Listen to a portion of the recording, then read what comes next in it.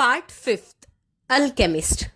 जैसा कि part fourth में हमने पढ़ा था कि सभी लोग नखलिस्तान पहुंच जाते हैं। अंग्रेज और लड़का बहुत खुश होता है और अंग्रेज कीमियागर की तलाश में इधर उधर भटकता है। लड़ाई खत्म होने का इंतजार करो, उसके बाद कारवा के साथ रवाना हो जाओ। नखलिस्तान की जिंदगी में दाखिल होने की कोशिश भी मत करो, बुजुर्ग ने कहा और वहां से चला गया। लेकिन अंग्रेज बहुत खुश था क्योंकि वे सही दिशा में जा रहे थे। आखिरकार एक जवान औरत वहां आई जिसने काला बुर्का नहीं पहन रखा था। उसने कंधे पर एक घड़ा उठा रखा था और उसके सर पर पर्दा था, लेकिन उसका चेहरा खुला हुआ था। लड़का कीमियागर के बारे में पूछने के लिए उसके पास पहुंचा। उस क्षण उसे लगा जैसे समय थम गया हो और कायनात की रूह उसके भीतर उमड़ पड़ी हो। जब उसने उसकी काली आंखों में देखा कि उसके होठ हंसी और खामोशी के बीच ठिठके हुए थे, तो उसे उस भाषा का सबसे महत्वपूर्ण हिस्सा समझ में आ गया जो सारी दुनिया बोलती थी। वह भाषा जिसे पृथ्वी का हर आदमी अपने हृदय से समझ सकता था। यह प्रेम था, वह चीज जो मनुष्यता से भी पहले की थी, रेगिस्तान से भी ज्यादा प्राचीन थी। एक ऐसी चीज जो जब भी कभी दो जोड़ी आंखें मिलती है तो हमेशा एक जैसी ऊर्जा पैदा करती है। उसी तरह जैसा इस वक्त इस कुएं पर हो रहा था। वह मुस्कुराई और यह निश्चय ही एक भविष्य सूचक संकेत था, वह शगुन जिसका वह जीवन भर इंतजार करता रहा था, तब भी जबकि वह नहीं जानता था कि वह उसका इंतजार कर रहा है। वह शगुन जिसकी तलाश वह अपनी भेड़ों के साथ और अपनी पुस्तकों में करता रहा था, जिसकी तलाश वह क्रिस्टलों में और रेगिस्तान की खामोशी में करता रहा था।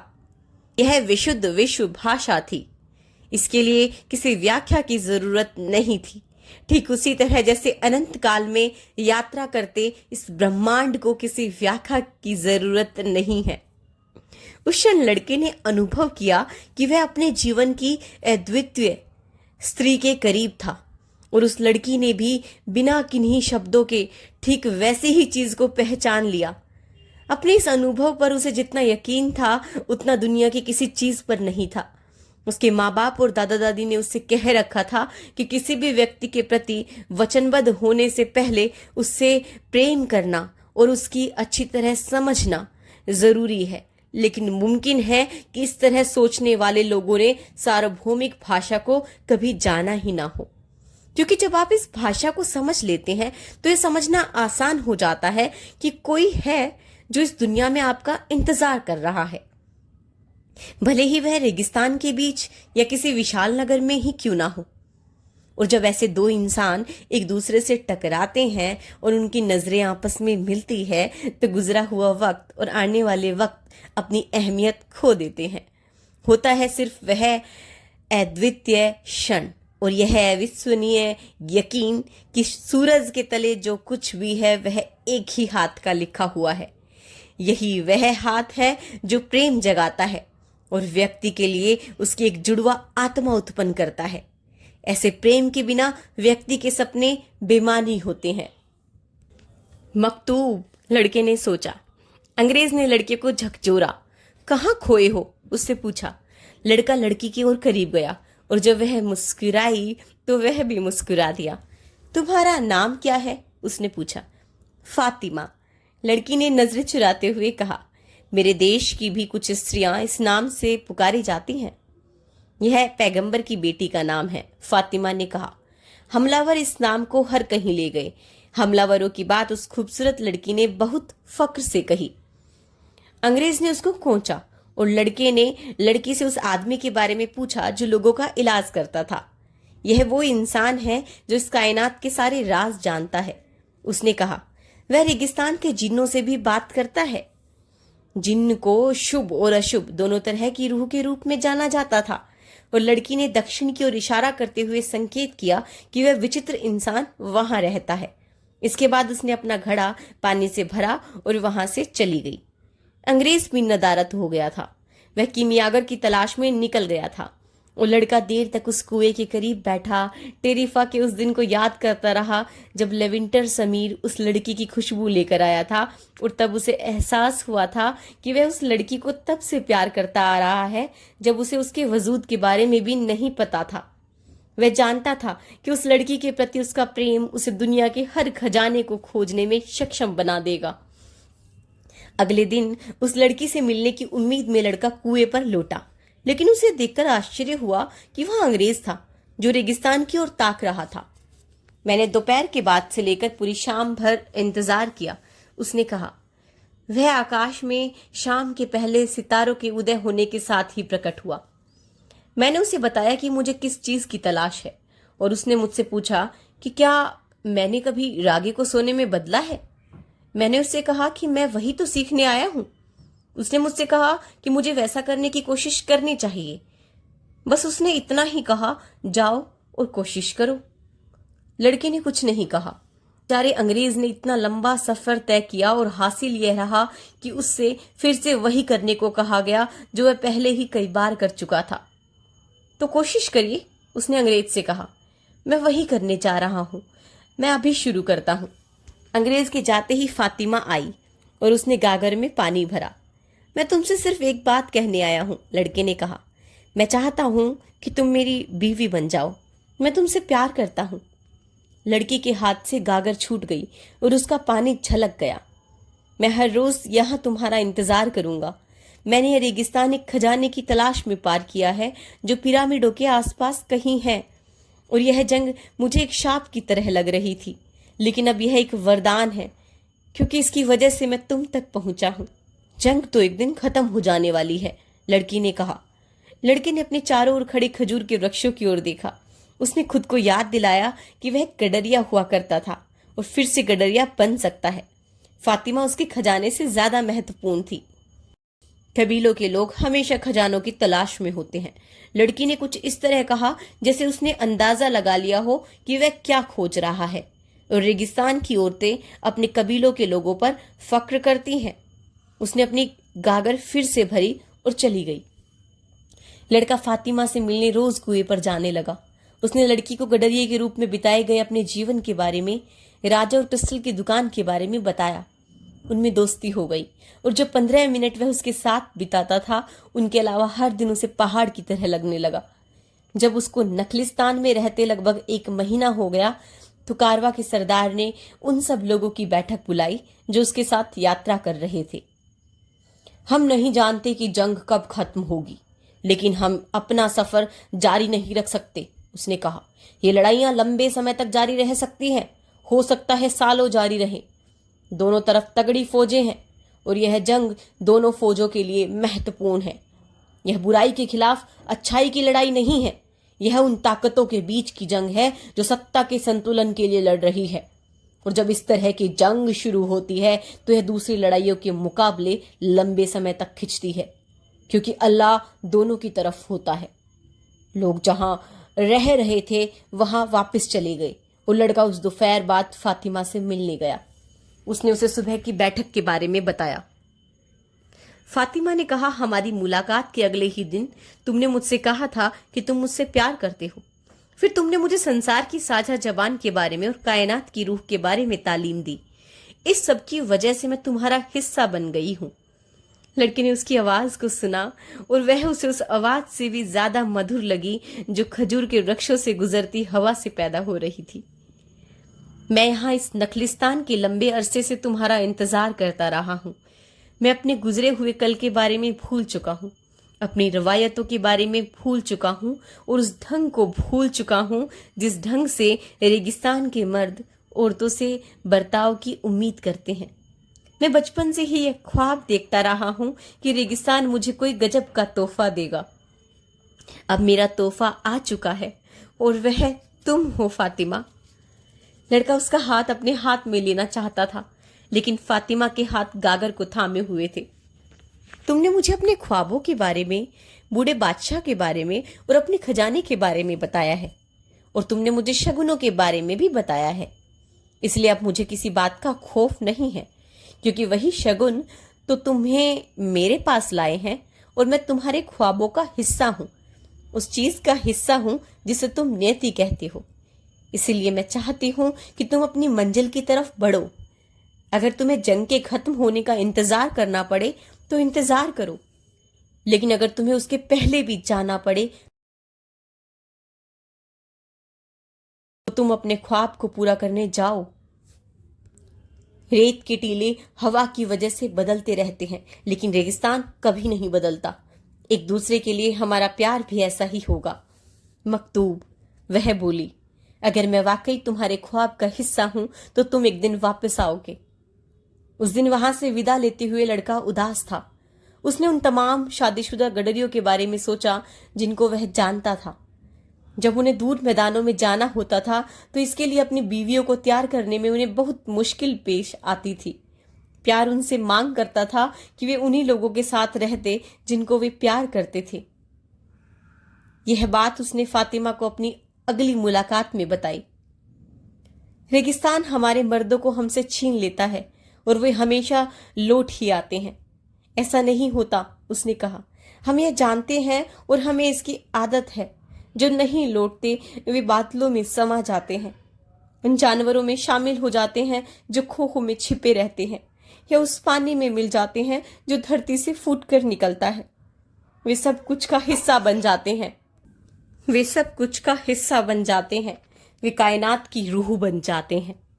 कुछ वापस आ जाते हैं और दूसरी औरतें खुश हो जाती हैं, क्योंकि उनको भरोसा हो जाता है कि एक दिन उनके मर्द भी वापस लौट आएंगे। मैं ऐसी औरतों की ओर देखती थी और उनकी खुशी पर ईर्ष्या करती थी। अब मैं भी उन्हीं औरतों की तरह इंतजार करूंगी।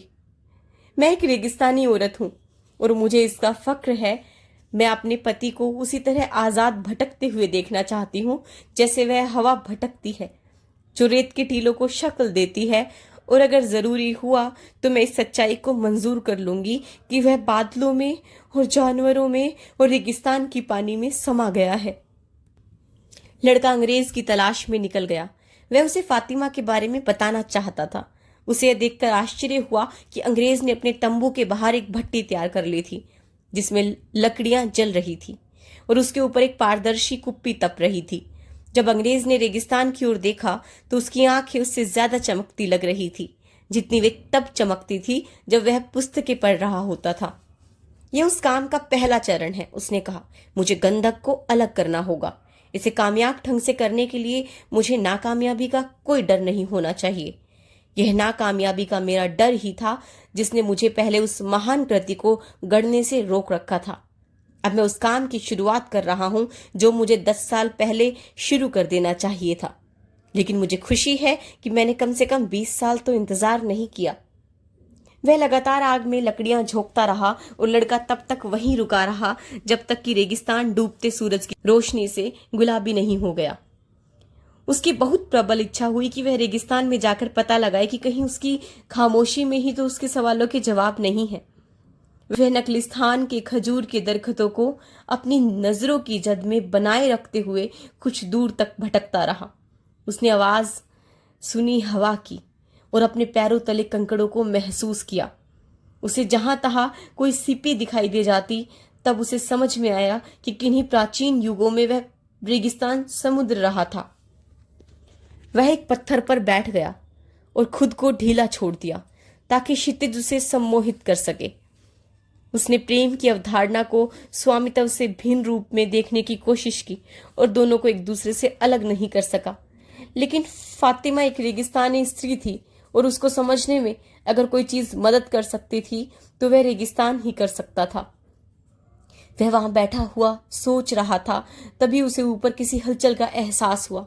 उसने ऊपर देखा तो पाया कि आसमान में ऊंचाई पर बाजों का एक जोड़ा उड़ता चला जा रहा था।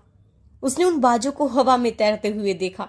उनकी उड़ान में हालांकि कोई साफ आकार नहीं था, तब भी लड़के को उसमें एक खास तरह के अर्थ का एहसास हुआ। सिर्फ इतना भर था कि वह उस अर्थ को पकड़ नहीं पा रहा था। वह अपनी निगाहों से उन परिंदों का पीछा करता रहा और उस उड़ान में कोई अर्थ तलाशने की कोशिश करता रहा। वह सोच रहा था कि मुमकिन है कि ये रेगिस्तानी परिंदे उसे स्वामित्व रहित प्रेम का अर्थ समझा सके। वह उनिंदा महसूस करने लगा।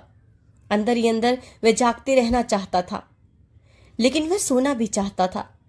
मैं संसार की भाषा सीख रहा हूँ और दुनिया की हर चीज में मुझे अर्थ दिखाई देना शुरू हो रहा है, बाजों की उड़ान तक में, उसने खुद से कहा। और उस मानसिक हालत में वह कृतज्ञ था कि उसे प्रेम हो गया था। जब तुम्हें किसी से प्रेम हो जाता है तो चीजें और भी अर्थवान लगने लगती है, उसने सोचा। अचानक उनमें से एक बाज ने आसमान में तेजी से छलांग लगाते हुए दूसरे बाज पर हमला किया। उसके ऐसा करते ही लड़के के दिमाग में एक आकस्मिक क्षणिक दृश्य कौंध गया।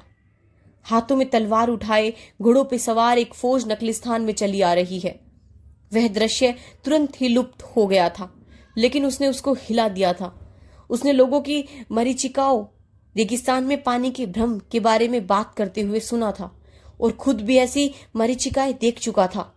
वे लालसाएं थी जो अपने तीव्रता की वजह से रेगिस्तान की रेत की आकार ले लेती थी, लेकिन उसकी ऐसी लालसा तो निश्चय ही थी कि कोई फौज नखलिस्तान पर हमला कर दे। वह दृश्य को भुला देना चाहता था और वापस अपने ध्यान की ओर लौटना चाहता था। उसने एक बार फिर रेगिस्तान की गुलाबी रंगतों और उसके पत्थरों पर ध्यान केंद्रित करने की कोशिश की, लेकिन कुछ था उसके हृदय में जो उसे इसकी गुंजाइश नहीं दे रहा था। हमेशा भविष्य सूचक संकेतों पर ध्यान दो, बूढ़े राजा ने कहा था। लड़के ने उस दृश्य में देखी गई चीजों को याद किया और महसूस किया कि वह वाकई होने जा रहा था। वह उठा और खजूर के दरख्तों की दिशा में चल पड़ा। एक बार फिर उसे खुद से ताल्लुक रखने वाली चीजों में बहुत सी भाषाओं का बोध हुआ। इस बार रेगिस्तान महफूज था और नखलिस्तान खतरनाक हो उठा था। ऊंट हाँकने वाला खजूर के एक दरख्त के नीचे बैठा हुआ सूर्यास्त देख रहा था। उसने रेत के टीलों को पार से लड़के को आते हुए देखा। एक फौज आ रही है, लड़के ने कहा। मुझे इल्हाम हुआ है। रेगिस्तान लोगों के दिलों को इल्हामों से भरता रहता है, ऊंट हाँकने वाले ने जवाब दिया। लेकिन लड़के ने उसे बाजों के बारे में बताया। मैं उनकी उड़ान देख रहा था और अचानक महसूस किया कि मैंने खुद ही कायनात की रूह में गोता लगा लिया है। ऊंट हाँकने वाला लड़के की बात समझ गया। वह जानता था कि पृथ्वी की कोई भी चीज उसकी सारी चीजों के इतिहास को उजागर कर सकती है। आप पुस्तक का कोई भी पन्ना खोल सकते हैं या किसी व्यक्ति का हाथ देख सकते हैं, ताश का कोई भी पत्ता पलट सकते हैं, परिंदों की उड़ान देख सकते हैं, कुछ भी देख ले, आप उसमें वर्तमान क्षण के अपने अनुभव का रिश्ता पा सकते हैं। दरअसल बात यह नहीं है कि वे चीजें अपने आप में कुछ उजागर करती हैं। बात सिर्फ इतनी है कि लोग अपने आसपास जारी घटनाओं को देखकर विश्व की आत्मा को भेदने का कोई तरीका हासिल कर सकते हैं। रेगिस्तान ऐसे पुरुषों से भरा हुआ था जो इस विश्व आत्मा को भेदने की अपनी सहजता के बल पर अपनी आजीविका कमाते थे। ऐसे लोग पीरों ओलियाओं के नाम से जाने जाते थे और औरतें तथा बुजुर्ग उनसे खौफ खाते थे। कबीले के लोग भी उनसे परामर्श करने से बचते थे, क्योंकि अगर किसी को पहले से ही पता चल जाता कि जंग में उसका मारा जाना तय है तो फिर उसके लिए जंग में कारगर ढंग से लड़ पाना असंभव हो जाता। कबीले के लोगों को जंग का स्वाद चखना और यह न जानने का रोमांच बेहतर लगता था कि जंग का नतीजा क्या होगा, आने वाले वक्त में क्या होने वाला है, यह तो अल्लाह पहले ही लिख चुका था और उसने जो कुछ भी लिखा था वह हमेशा ही इंसान की भलाई के लिए ही था। इसलिए कबीलों के लोग सिर्फ वर्तमान की खातिर ही जीते थे, क्योंकि वर्तमान आकस्मिकताओं से भरा हुआ था और उन्हें बहुत सी चीजों को लेकर सतर्क रहना होता था। दुश्मन की तलवार कहाँ है, उसका घोड़ा कहाँ है, जिंदा बने रहने के लिए तुम्हें किस चीज का अगला वार करना जरूरी है। ऊंट हाँकने वाला लड़ाकू नहीं था और वह पीरों ओलियाओं से मशविरा कर चुका था। उनमें से कईयों की भविष्यवाणियां सही साबित हुई थी, जबकि कुछ की गलत साबित हुई थी। फिर एक दिन जिस सबसे बुजुर्ग पीर को ऊंट हाँकने वाला तलाशता रहा था, उसने उससे पूछा, भविष्य में तुम्हारी इतनी ज्यादा दिलचस्पी क्यों है? इसलिए ताकि मैं कुछ कर सकूं, उसने जवाब दिया, और इसलिए भी ताकि मैं उस होने को बदल सकूं जिसको मैं होते नहीं देखना चाहता।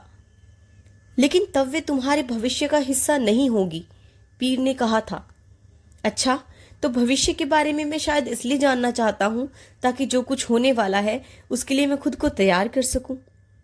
अगर कुछ अच्छा होने वाला है तो वह सुखद आश्चर्य होगा, पीर ने कहा, अगर बुरा होने वाला है तो उसके बारे में तुम्हें पहले से पता चल जाता है, तो उसके होने के पहले ही तुम उसके बारे में सोचकर बहुत ज्यादा दुख उठाओगे।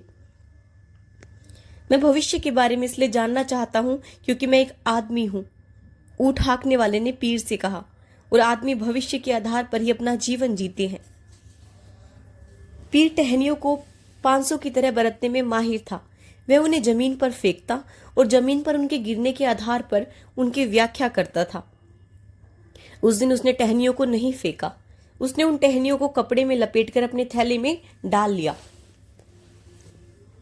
मैं लोगों की भविष्यवाणी करके अपनी रोजी रोटी कमाता हूं, उसने कहा। मैं टहनियों के विज्ञान को समझता हूं और मैं यह भी जानता हूं कि जिस जगह सब कुछ लिखा हुआ है उस जगह सेंध लगाने के लिए टहनियों का इस्तेमाल किस तरह करना चाहिए। वहां घुसकर मैं अतीत को पढ़ सकता हूं। जो भी समृद्धि की गर्त में चला गया है उसे वहां से ढूंढकर बाहर ला सकता हूं और उन शगुनों को समझ सकता हूं जो यहाँ वर्तमान में है। जब लोग मुझसे परामर्श लेते हैं तो मैं उनका भविष्य पढ़ नहीं रहा होता हूं, मैं भविष्य के बारे में कयास लगा रहा होता हूं।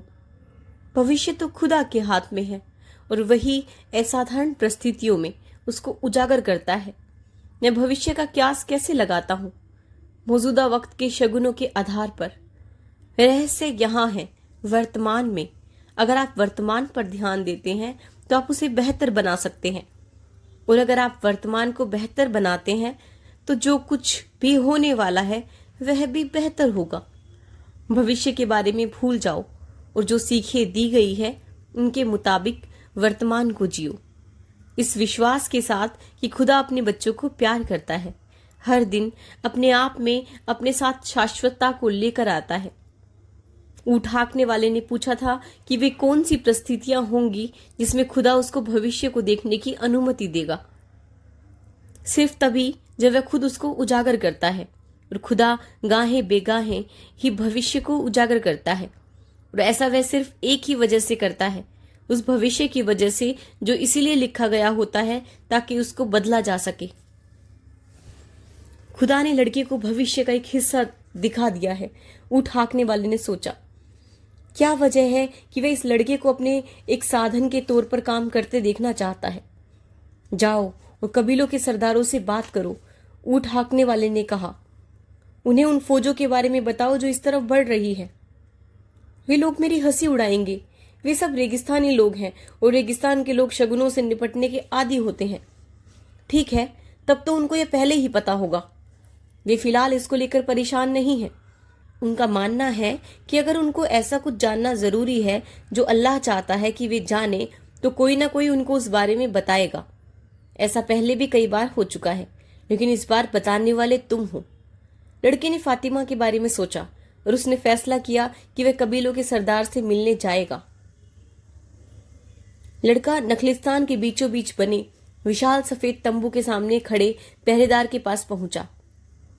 मैं सरदारों से मिलना चाहता हूं। मैं रेगिस्तान से भविष्य सूचक संकेत लेकर आया हूं। पहरेदार कोई जवाब दिए बिना तंबू में चला गया, जहां वह कुछ देर बना रहा। जब वह प्रकट हुआ तो उसके सामने एक नौजवान अरब था जिसने सफेद और सुनहरी पोशाक पहन रखी थी। लड़के ने जो भी देखा था वह सब उस नौजवान को बता दिया और नौजवान ने उसे वहीं रुककर इंतजार करने को कहा। वह तंबू में चला गया। रात घिर आई।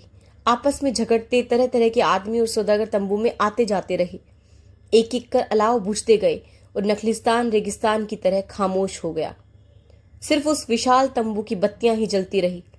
इस पूरे समय लड़का फातिमा के बारे में सोचता रहा और उसके साथ हुई आखिरी बातचीत को वह अभी तक समझ नहीं पा रहा था। आखिरकार कई घंटों के इंतजार के बाद पहरेदार ने लड़के को तंबू में जाने को कहा। अंदर जाकर लड़के ने जो कुछ देखा उससे वह अचंभित रह गया। वह कल्पना भी नहीं कर सकता था कि रेगिस्तान के बीचों बीच इस तरह का कोई तंबू हो सकता था। जमीन पर ऐसे बेहद खूबसूरत कालीन बिछे हुए थे जिन पर उसने कभी पैर भी नहीं रखे थे। छत से सोने के बने सुगढ़ गंदील लटक रहे थे जिनमें मोमबत्तियां जल रही थी। कबीलाई सरदार तंबू के पिछले हिस्से में कसीदाकारी से सज्जित रेशम की मशंदों से टिके अर्ध गोलाकार बनाकर बैठे हुए थे। नौकर चाकर तस्तरियों में मसाले और चाय लेकर आ जा रहे थे। कुछ दूसरे नौकर हुक्कों में आग जला रहे थे। वातावरण मीठी खुशबू और धुएं से व्याप्त था। यूं तो वहां 8 सरदार थे, लेकिन लड़के को यह पहचानते देर नहीं लगी कि उनमें सबसे महत्वपूर्ण कौन था। वह एक अरब था जो सफेद और सुनहरी पोशाक पहने उस अर्ध गोलाकार के बीच में बैठा हुआ था। उसके बगल में वह नौजवान अरब था जिससे लड़का पहले बात कर चुका था। कौन है यह अजनबी जो भविष्य सूचक संकेतों की बात करता है? एक सरदार ने लड़के को देखते हुए पूछा। मैं हूं, लड़के ने जवाब दिया, और उसने वह बता दिया जो उसने देखा था।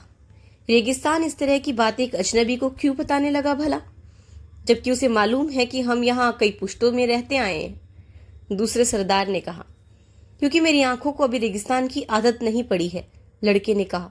मैं ऐसी चीजों को देख सकता हूं जिन्हें शायद रेगिस्तान की अभ्यस्त आंखें नहीं देख सकती, और इसलिए भी कि मैं कायनात की रूह के बारे में जानता हूं, उसने मन ही मन सोचा। नखलिस्तान गैर तरफदार इलाका है, नखलिस्तान पर कोई हमला नहीं करता। तीसरे सरदार ने कहा।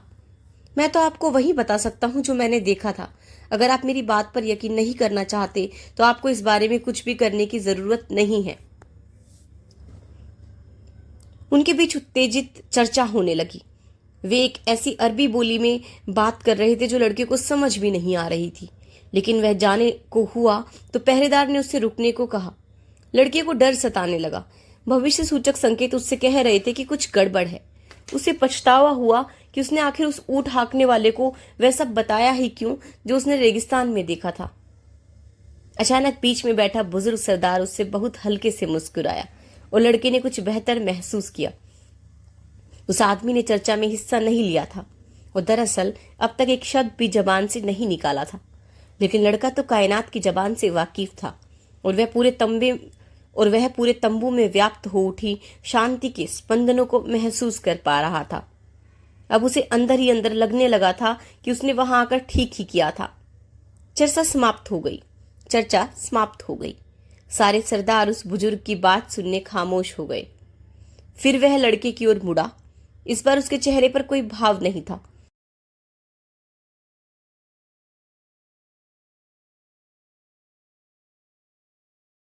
और लगता था जैसे वह कहीं दूर देख रहा था। 2000 साल पहले दूर एक मुल्क में ख्वाबों में यकीन करने वाले एक आदमी को तहखाने में डाल दिया गया था और फिर उसे गुलाम के रूप में बेच दिया गया था, उस बुजुर्ग ने कहा, जो अब एक ऐसी बोली में बात कर रहा था जिसे लड़का समझता था। हमारे सौदागरों ने उस आदमी को खरीद लिया और उसे मिस्र में ले गए। हम सब जानते हैं कि जो भी कोई ख्वाबों में यकीन करता है वह उनकी व्याख्या करना भी जानता है। बुजुर्ग ने अपनी बात जारी रखते हुए कहा, जब फेरो ने दुबली गायों और मोटी गायों का ख्वाब देखा था तो इस आदमी ने, जिसकी मैं बात कर रहा हूं, मिस्र को अकाल से राहत दिलाई थी। उसका नाम जोसेफ था। वह भी तेरी ही तरह एक अजनबी मुल्क में एक अजनबी ही था और वह शायद तेरी ही उम्र का था। वह रुका। उसकी आंखों में अभी भी रूखापन बना हुआ था। हम हमेशा रवायत को मानते हैं। रवायत ने ही उस जमाने में मिस्र को अकाल से बचाया था और मिस्र के बाशिंदों को सबसे ज्यादा दौलतमंद बना दिया था। रवायत ही इंसानों को सिखाती है कि रेगिस्तान को कैसे पार किया जाए और उनके बच्चों की शादियां किस तरह करनी चाहिए। रवायत कहती है नखलिस्तान गैर तरफदार इलाका होता है, क्योंकि नखलिस्तान दोनों ही पालों में है और इसलिए दोनों को ही खतरा होता है। किसी ने एक शब्द भी नहीं कहा। बुजुर्ग बोलता रहा। लेकिन रवायत यह भी कहती है कि रेगिस्तान के पैगामों पर यकीन करना चाहिए।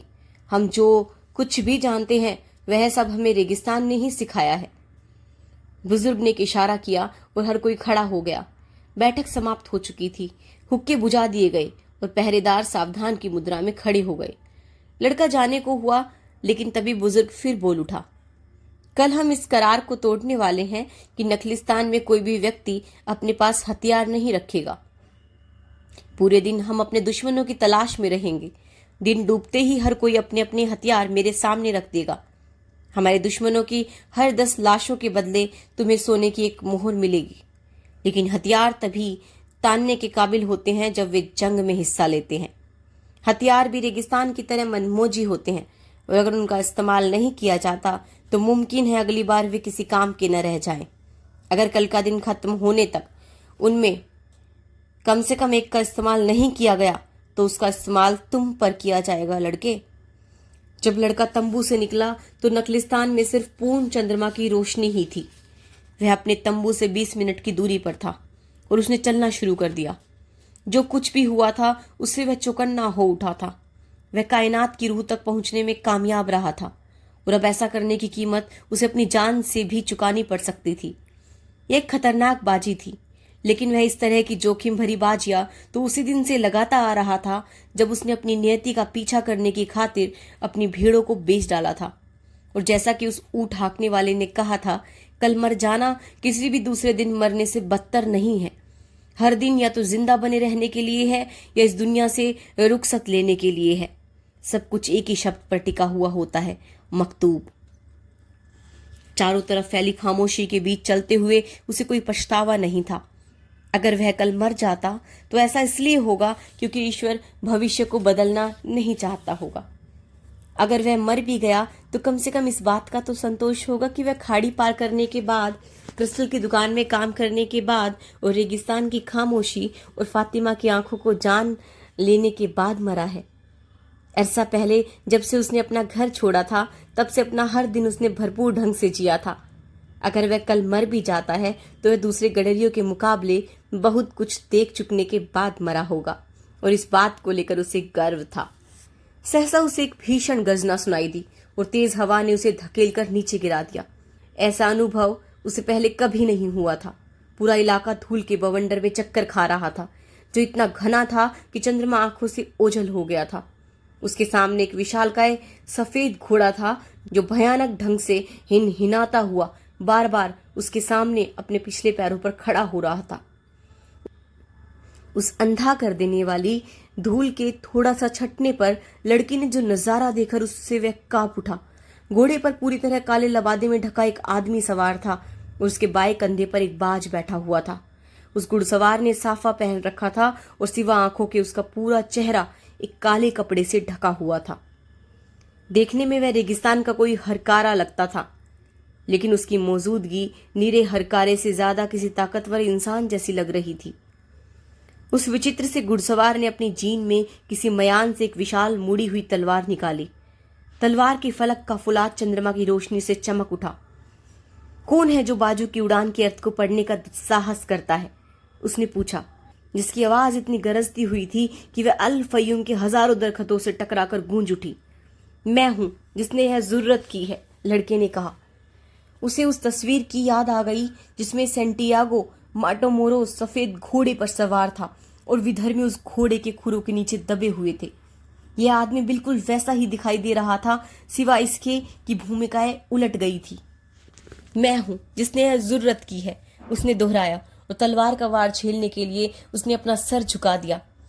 बहुत सी जिंदगियां बच जाएगी क्योंकि मैं कायनात की रूह को देख सकता था। तलवार का वार नहीं हुआ। इसकी बजाय अजनबी उसे धीरे धीरे तब तक नीचे करता गया जब तक उसकी नोक लड़के के माथे को नहीं छूने लगी। उसे रक्त की बूंद निकल आई।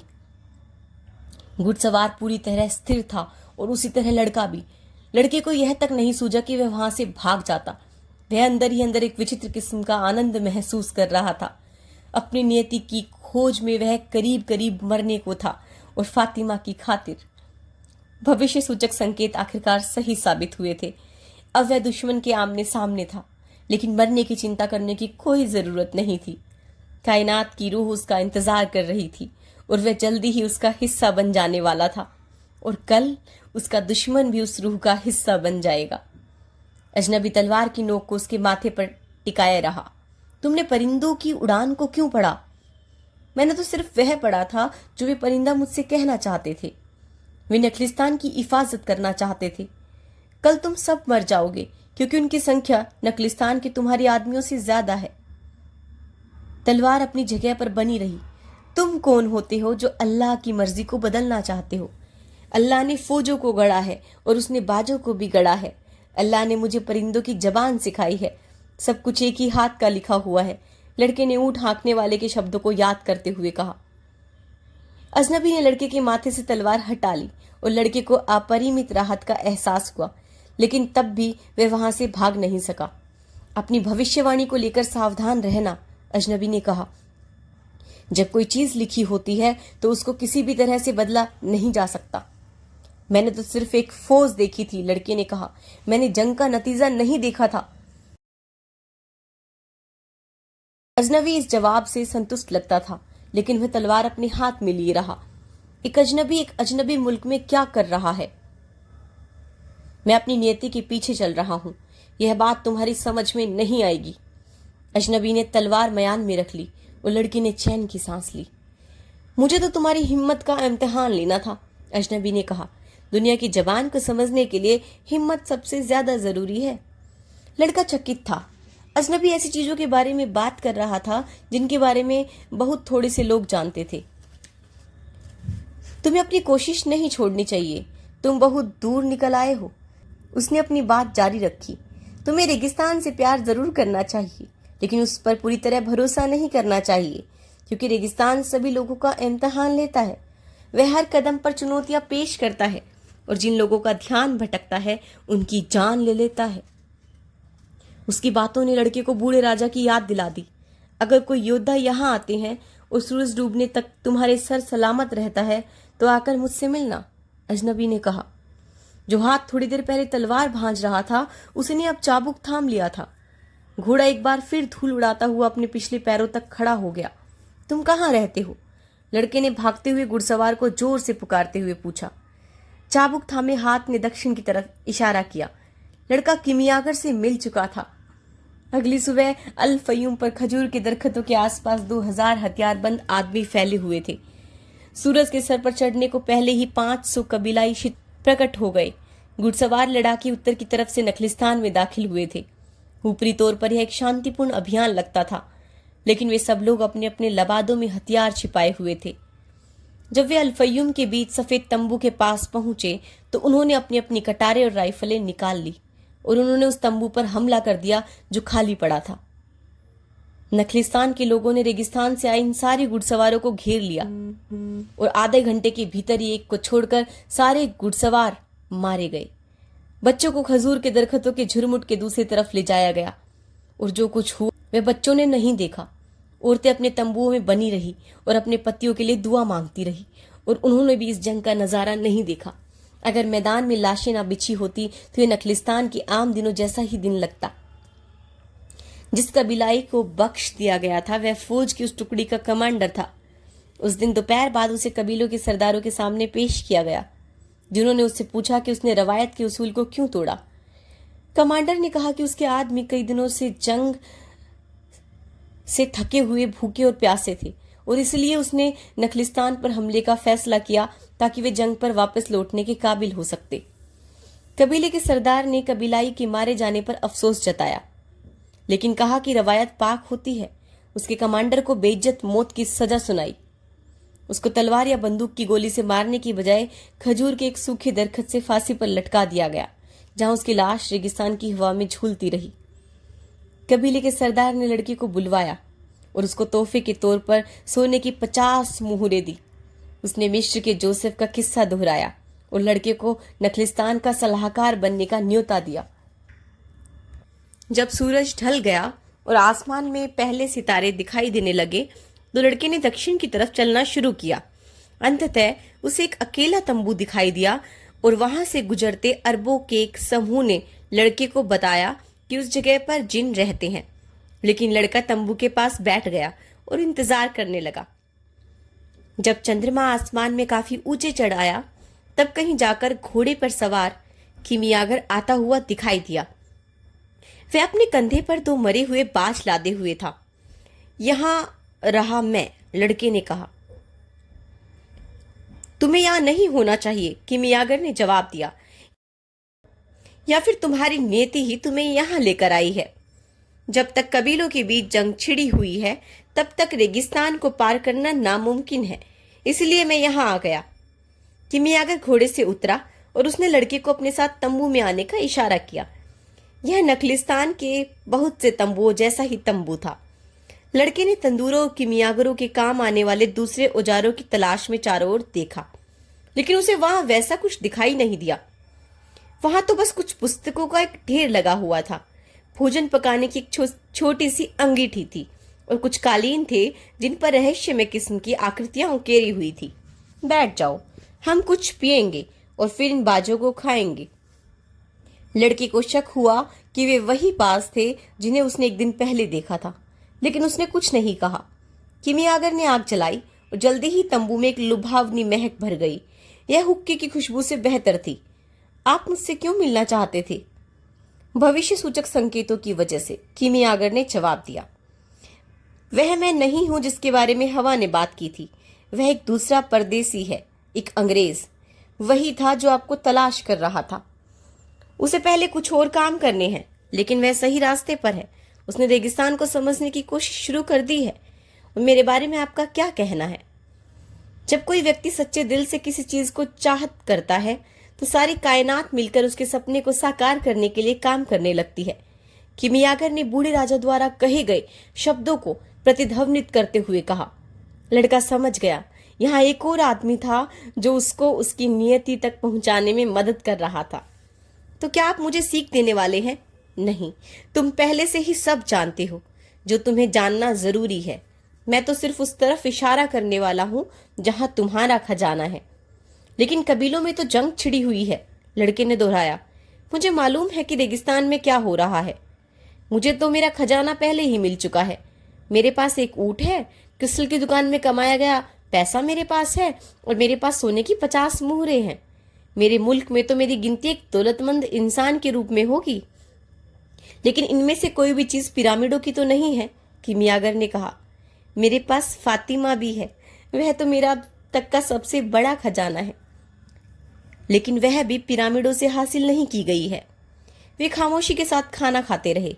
किमियागर ने एक बोतल खोली और लड़के के प्याले में लाल रंग का कोई तरल उड़ेल दिया। वैसी लजीज वाइन उसने अब तक नहीं चखी थी।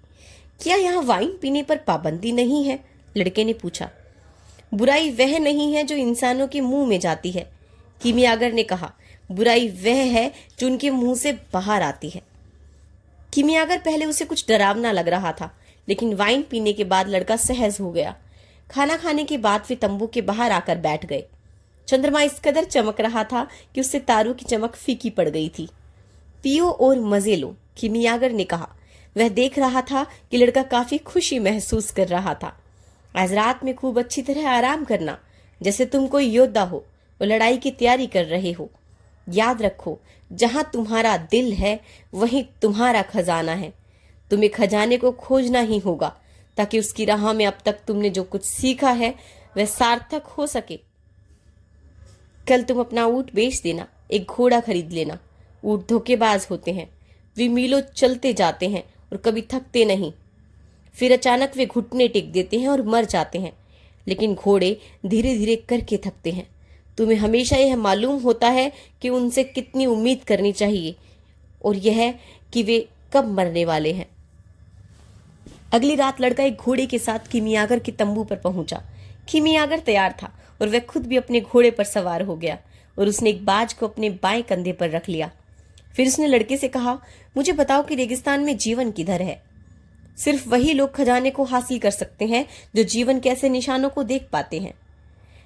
अपने घोड़ों पर सवार होकर वे रेत में चल पड़े। चांद की रोशनी उन्हें रास्ता दिखा रही थी। पता नहीं मैं रेगिस्तान में जीवन के निशान ढूंढ सकूंगा या नहीं, लड़के ने सोचा। मैं रेगिस्तान को अभी भी उतनी अच्छी तरह तो जानता नहीं। यह बात वह किमियागर से कहना चाहता था, लेकिन उसे उस आदमी से डर लगता था। वे उस चट्टानी स्थल पर पहुंचे जहां लड़के ने आसमान में बाजों को उड़ता देखा था, लेकिन अब वहां सिर्फ खामोशी थी और हवा थी। मैं नहीं जानता कि रेगिस्तान में जीवन कैसे पाया जाए, लड़की ने कहा। यह तो मैं जानता हूं कि रेगिस्तान में जीवन है, लेकिन उसे कहां खोजा जाए यह मैं नहीं जानता। जीवन को अपनी तरफ खींचता है, किमियागर ने जवाब दिया। और तब लड़के को समझ में आया। उसने अपने घोड़े की लगाम को ढीला कर दिया और वह चट्टानों और रेत पर सरपट दौड़ पड़ा। लड़के का घोड़ा लगभग 1.5 घंटे तक भागता रहा और किमियागर उसका पीछा करता रहा। अब उनको नखलिस्तान के खजूर के दरख्त दिखाई नहीं दे रहे थे, सिर्फ उनके ऊपर विशाल चंद्रमा था। रेगिस्तान के पत्थरों पर फिसलती उसकी सफेद रोशनी थी। अचानक बिना किसी साफ वजह के लड़के के घोड़े ने अपनी रफ्तार धीमी कर दी। यहाँ कहीं पर जीवन है, लड़के ने कीमियागर से कहा। मैं रेगिस्तान की भाषा तो नहीं समझता, लेकिन मेरा घोड़ा जीवन की भाषा समझता है। वे घोड़े से उतर गए और कीमियागर ने कुछ नहीं कहा। धीरे धीरे आगे बढ़ते हुए पत्थरों के बीच कुछ खोजते रहे। कीमियागर सहसा ठहर गया और जमीन पर झुक गया। वह पत्थरों के बीच एक सुराख था। कीमियागर ने उस सुराख में अपना हाथ डाल दिया और फिर कंधे तक अपनी पूरी बहा उसके अंदर कर दी। अंदर कोई चीज थी जो हिल डुल रही थी और उस कोशिश में कीमियागर की आंखें तिरछी हुई जा रही थी। लड़के को सिर्फ उसकी आंखें ही दिखाई दे पा रही थी। लगता था कि उस सुराख में जो कुछ भी था उससे उसका हाथ जूझ रहा था। फिर लड़के को चकित करते एक झटके के साथ उसने अपना हाथ बाहर निकाला और वह उछलकर खड़ा हो गया। उसने अपने हाथ में एक सांप को उसकी पूंछ से पकड़ रखा था। लड़का भी उछल पड़ा, लेकिन कीमियागर से दूर। सांप बुरी तरह जूझ रहा था। उसकी फुफकारें रेगिस्तान की खामोशी को हिला रही थी। वह कोबरा था जिसका जहर आदमी को कुछ ही मिनटों में खत्म कर सकता था। उसके जहर से सावधान रहना, लड़के ने कहा। लेकिन बावजूद इसके कि कीमियागर ने अपना हाथ सुराख में डाला था और तय था कि सांप ने उसे काटा होगा, उसका हाव भाव एकदम सहज था। कीमियागर की उम्र 200 वर्ष है। अंग्रेज ने उसे बताया था। वह निश्चय ही जानता होगा कि रेगिस्तान के सांपों से कैसे निपटना चाहिए। लड़का अपने साथी को अपने घोड़े के पास जाते और वहां से कटार निकालते देखता रहा। उसने कटार की नोक से रेत पर एक घेरा बनाया और फिर सांप को उस घेरे में रख दिया। सांप तुरंत शांत हो गया। चिंता की कोई बात नहीं, कीमियागर ने कहा। वह इस घेरे के बाहर नहीं जाएगा। तुम्हारे द्वारा रेगिस्तान में जीवन की खोज वह भविष्य सूचक संकेत है जिसकी मुझे जरूरत थी। यह चीज इतनी अहम क्यों थी? क्योंकि पिरामिड रेगिस्तान से घिरे हुए हैं। लड़का पिरामिडों के बारे में बात नहीं करना चाहता था। उसका दिल भारी था और कल रात से ही मायूसी की हालत में था। खजाने की खोज को जारी रखने का मतलब था कि वह फातिमा को त्याग रहा था। मैं तुम्हें पूरे रेगिस्तान भर रास्ता दिखाने वाला हूँ, कीमियागर ने कहा। मैं नखलिस्तान में ही रहना चाहता हूँ, लड़के ने जवाब दिया। मुझे फातिमा मिल गई है। मेरे लिए वह किसी भी खजाने से बढ़कर है। फातिमा रेगिस्तानी औरत है, कीमियागर ने कहा। वे जानती है कि मर्दों को वापस लौटने के लिए बाहर जाना होता है और उसे तो पहले ही खजाना मिल चुका है। वह खजाना तुम हो और वह चाहती है कि तुम्हें वह चीज मिल सके जिसकी तुम्हें तलाश है। ठीक है, लेकिन अगर मैं रुकने का फैसला करूं तो? मैं बताता हूं कि क्या होगा। तुम नखलिस्तान के सलाहकार बन जाओगे। तुम्हारे पास इतना सोना होगा कि तुम ढेरों भेड़े और ढेरों ऊंट खरीद सको। तुम फातिमा से शादी कर लोगे और साल भर तक तुम दोनों सुखी रहोगे। तुम रेगिस्तान को प्यार करना सीख जाओगे और तुम खजूर के पूरे 50,000 दरख्तों को पहचानने लगोगे। तुम उनको बढ़ते हुए और दर्शाते हुए देखोगे कि किस तरह दुनिया हमेशा बदलती रहती है और तुम भविष्य सूचक संकेतों को समझने के मामले में बेहतर से बेहतर होते जाओगे, क्योंकि रेगिस्तान दुनिया का सबसे अच्छा गुरु है। दूसरे वर्ष के दौरान किसी वक्त तुम्हें खजाने की याद आएगी। भविष्य सूचक संकेत उसके बारे में जोर देकर बात करने लगेंगे और तुम उनको नजरअंदाज करने की कोशिश करोगे। तुम अपने ज्ञान का इस्तेमाल नखलिस्तान और उसके बाशिंदों के कल्याण के लिए करोगे। तुम जो भी करोगे कबीले के सरदार उसकी सराहना करेंगे और तुम्हारे ऊंट तुम्हें दौलतमंद और ताकतवर बना देंगे। तीसरे साल भी भविष्य सूचक संकेत तुम्हारे खजाने और तुम्हारी नियति के बारे में बोलना जारी रखेंगे। तुम एक के बाद एक रात नखलिस्तान का चक्कर लगाते रहोगे और फातिमा को दुख होगा, क्योंकि उसे लगेगा कि उसी ने तुम्हारी खोज में रुकावट पैदा की थी। लेकिन तुम उसे प्यार करते रहोगे और वह भी तुम्हें प्यार करती रहेगी। तुम्हें याद आएगा कि उसने कभी भी तुमसे रुकने को नहीं कहा था, क्योंकि रेगिस्तानी औरतें समझती हैं कि उसे अपने मर्द का इंतजार करना चाहिए। इसलिए तुम उसे दोषी नहीं ठहराओगे। लेकिन बहुत बार ऐसा होगा कि रेत पर चलते हुए तुम सोचोगे कि शायद तुम्हें चले जाना चाहिए था, कि तुम फातिमा के प्रति अपने प्यार पर कुछ ज्यादा भरोसा कर सकते थे, क्योंकि जिस चीज ने तुम्हें रेगिस्तान में रोके रखा था वह मुमकिन है। तुम्हारा यह भय रहा हो कि तुम कभी वापस नहीं लौट पाओगे। उस मकाम पर भविष्य सूचक संकेत तुम्हें बताएंगे कि तुम्हारा खजाना हमेशा के लिए दफन हो चुका है। फिर चौथे वर्ष के दौरान किसी वक्त शगुन तुम्हें छोड़कर चले जाएंगे, क्योंकि तुम उनकी बात सुनना बंद कर चुके होंगे।